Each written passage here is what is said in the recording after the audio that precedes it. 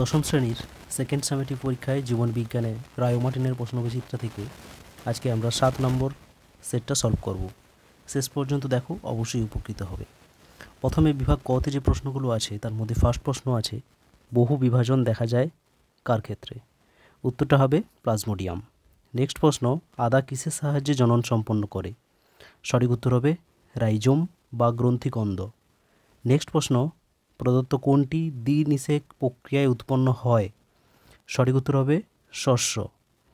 পরে প্রশ্ন, বর্ণান্ধতা রোগ হলে মানুষের চোখের যে অংশের কোষগুলি ত্রুটিপূর্ণ হয় তা হলো কি? এটা সঠিক উত্তর হবে রেটিনার কোন কোষ। পরে প্রশ্ন, দুটি সংকর দীর্ঘ অর্থাৎ ক্যাপিটাল টি স্মল টি কাণ্ড বিশিষ্ট মটর গাছের মধ্যে সংকরায়ন ঘটালে কয় প্রকার জিনোটাইপযুক্ত উদ্ভিদ পাওয়া যাবে?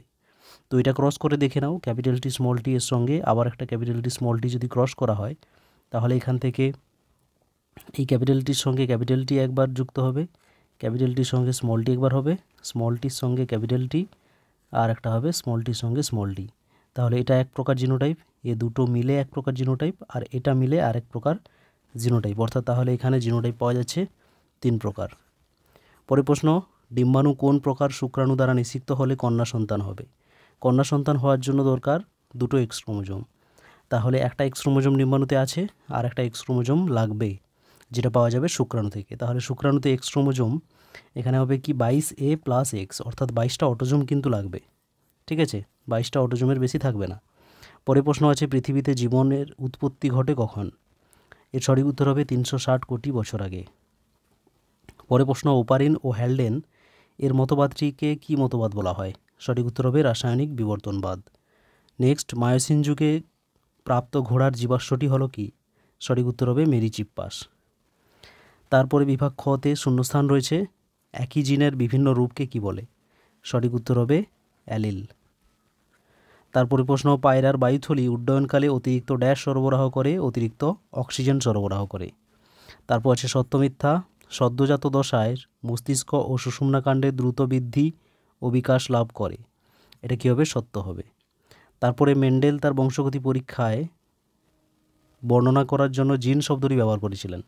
এটা কী হবে? মিথ্যা হবে। তিনি জিন শব্দটি ব্যবহার করেননি, তিনি ফ্যাক্টর কথাটা ব্যবহার করেছিলেন। তারপরে আছে স্তম্ভ, এই স্তম্ভের সঙ্গে বিস্তম্ভ। প্রথম আছে অনিষিক্ত ডিম্বাণু থেকে অপত্য জীব সৃষ্টি, এটাকে কি বলা হয়? এটাকে বলা হয় অপুংজনী। তারপর পুংকেশরের অপসারণ করাকে বলা হয় ইমাস্কুলেশন। তারপর সিকাম হচ্ছে কি আমাদের ক্ষেত্রে এটা একটা নিষ্ক্রিয় অঙ্গ, অর্থাৎ অ্যাপেন্ডিক্সে পরিণত হয়ে গেছে। তারপরে প্রশ্নতে আছে, ফার্নের লিঙ্গধর উদ্ভিদটি কী নামে পরিচিত? ফার্নের যে লিঙ্গধর উদ্ভিদ সেটাকে বলা হয় প্রোথ্যালাস। প্রোথ্যালাস। তারপরে সম্পর্কযুক্ত শব্দ জোর দেওয়া আছে, ব্যাঙের হৃৎপিণ্ড 3 প্রকোষ্ঠযুক্ত, তাহলে 2 প্রকোষ্ঠযুক্ত কার হবে?